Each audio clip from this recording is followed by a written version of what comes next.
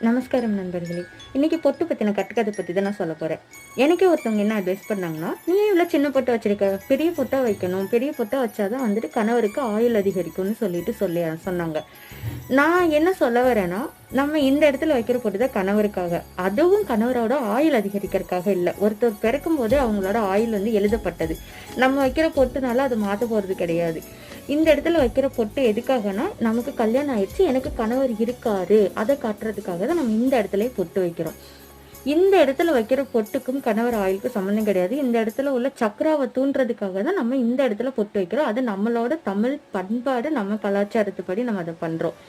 இதுலயே நெறைய கல்ச்சர்ஸ்ல பொட்டு வைக்காம நம்மள மாரி நெறைய கலாச்சாரங்கள், நம்மளோட கல்ச்சர்ல வர மாரி நெறைய விஷயங்கள் பின்பற்றாமலே, கணவன் மனைவி சேர்ந்து 90, 95 பிளஸ் ஏஜ் வரைக்கும்லாம் நிம்மதியா சந்தோஷமா வாழ்றாங்க.